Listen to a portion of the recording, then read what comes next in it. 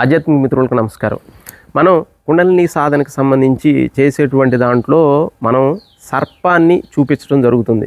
యాక్చువల్గా మనకి కుమారస్వామి, సుబ్రహ్మణ్య స్వామి లేకపోతే దానికి సంబంధించిన విషయం ఏంటంటే కుండలినికి సంబంధించినటువంటి శక్తికి సంబంధించి మూలమైనటువంటి విషయం.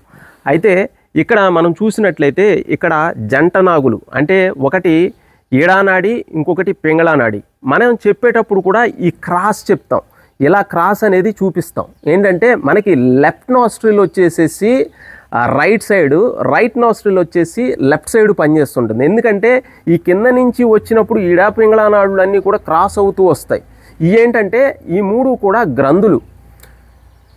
ఈ మూడు గ్రంథుల్ని కూడా మనం ఎప్పుడైతే కుండలిని సాధనలో ఛేదించుకొని బయటికి వస్తామో దాంట్లో ఉన్నటువంటి ఈ ముడి అంటే అర్థం ఏంటి అంటే మనకి బయట ఉన్నటువంటి మాయకి సంబంధించి పెట్టబడినటువంటి అంశం అని అర్థం. అది దానికి సంబంధించి రకరకాలైనటువంటి మనకున్నటువంటి అలవాట్లు అయ్యి ఉండొచ్చు, లేకపోతే బయట విషయాలకు సంబంధించినటువంటి రకరకాలైన మాయకి సంబంధించిన విషయాలు బోల్డైన అయ్యి ఉండొచ్చు, చాలా రకాల విషయాలు అయ్యి ఉండొచ్చు.